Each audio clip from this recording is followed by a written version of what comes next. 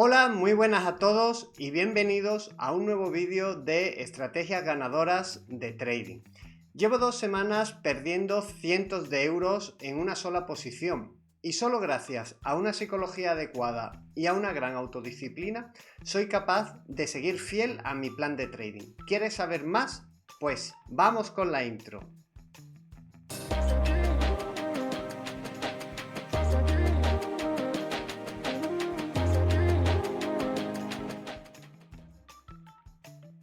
Hoy quería tratar con vosotros un tema que se trata poco en las redes sociales y es cómo gestionar los momentos en los que una o varias posiciones se te van en contra de una manera importante. Mucha gente piensa que al pasarse al trading algorítmico ya está a salvo de sus emociones y que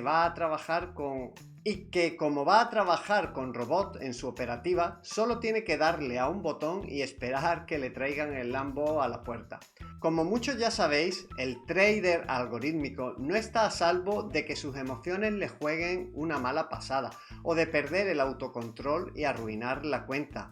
En mi Darwin 0, que se llama PDCL, uno de los activos que opero es el Nasdaq en temporalidad de M30. El pasado día 30 de mayo del 2024 hubo un mechazo que hizo que entrara una operación en short. Os la voy a mostrar a continuación. Concretamente, la operación entró en este punto, en esta mecha, y como podéis ver desde este punto hubo aquí una bajada que estuve en positivo. Vamos a marcarlo aquí. Fijaros, más o menos entré aquí. Aquí estuve en positivo, pero el take profit, estaba un poquito más abajo. Y a partir de ese momento, fijaros lo que ha ocurrido. Básicamente llevo más de 2 semanas donde las pérdidas han llegado a ser muy importantes.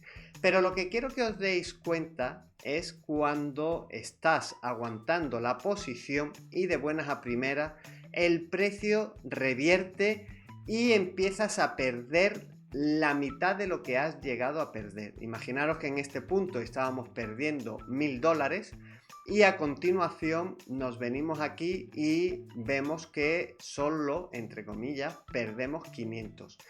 Este momento es un momento en el que es muy fácil cerrar de forma manual la operación.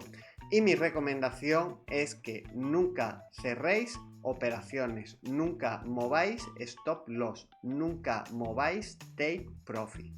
Por cierto, si te está gustando el vídeo, no olvides suscribirte y darme un like. Es gratis y la verdad es que nos ayuda mucho a que el canal siga posicionando y siga creciendo en YouTube. A continuación os voy a mostrar la operativa en MetaTrader, por si hay alguna persona que tenga dudas de lo que les estoy comentando. Bien, pues aquí podéis ver mi MetaTrader. Hoy el mercado está cerrado porque es domingo. Este es el punto donde entró la operación. Como podéis ver, entró por esta mecha y como podéis ver desde este punto el Nasdaq ha ido haciendo máximo histórico tras máximo histórico tras máximo histórico, máximo histórico, máximo histórico y máximo histórico. Y esta bajada que veis aquí es la que os estaba comentando, que justo en este punto pues es muy tentador coger y decir, bueno, en vez de estos 663 euros que estoy perdiendo aquí, en este punto quiero recordar que eran en torno a 800, pues aquí estaría a lo mejor en 400, es decir, cierro manualmente la operación y me quito de problemas. Bien. Mi recomendación, ya la sabéis, es dejar funcionar a los robots.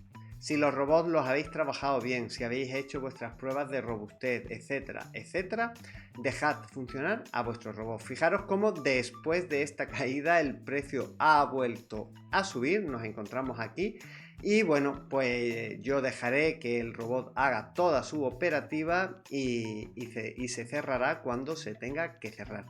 Si quieres ver cómo va esta operativa, cómo ha terminado esta operación, etcétera, etcétera, pues no dejes de ponérmelo en la caja de comentarios y si queréis, pues os iré comentando cómo va o cómo ha terminado.